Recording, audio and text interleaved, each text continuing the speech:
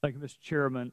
Science, Mr. Chairman, is the reason some of us went to law school, so I am not going to be asking any questions rooted in science. So the gentleman is not that kind of lawyer? No, sir. I was not, and I'm not any kind now. But I do want to ask some questions concerning reliability, because if memory serves me correctly, you can be suspended from the NFL for certain criminal offenses. And I'm wondering if there are any studies on the reliability of jury verdicts that the Players Association is insisting on before you can suspend someone for suffering a criminal conviction. Hearing no response, I think you can also be suspended, Mr. Buckus, for certain tackles or certain conduct on the field, which requires either Mr. Goodell or Mr. Tagliabue to ascertain someone's intent, whether or not they had a malicious intent to injure before you can be suspended. And I'm wondering on whether or not the Players Association is insisting on some tests studying the reliability of ascertaining people's malice or mental intent.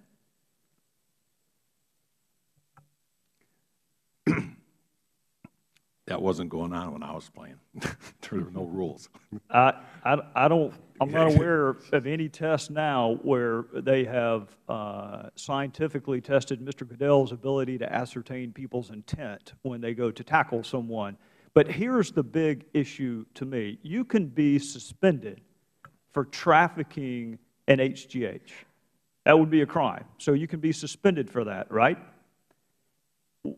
What test would they use in court?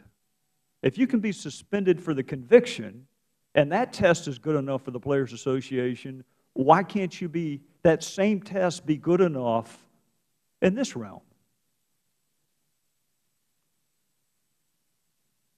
Not all at once. Is there a different test you would use if there were a prosecution for an NFL player for trafficking an HGH, and we all agree they could be suspended for suffering that conviction, right? How is the test that would be used in court to determine whether or not it was HGH any different from the test that's being proposed now? Well, there's a slight difference, but I agree totally with your comments that, you know, it's inconsistent, and it seems appropriate that you do the test that you agreed to do. Well, Mr. Chairman, I think that there was a clause in the CBA. Over the next several weeks, the two parties would develop specific arrangements to implement HGH testing with the goal of beginning testing by the first week of the 2011 regular season. Has anyone been able to determine what the intent of the Players Association was when they agreed to that language? Was there a test they had in mind when they agreed to that? Is the Chairman aware? Is there any test that they would find acceptable? If the gentleman would yield. Yes, sir. In the previous season, the ranking member and I had a proposed deal in which they would simply collect the samples so that when they agreed to this, eventually they would at least have a collection of essentially retroactive evidence. We had an agreement. They left. The agreement fell apart.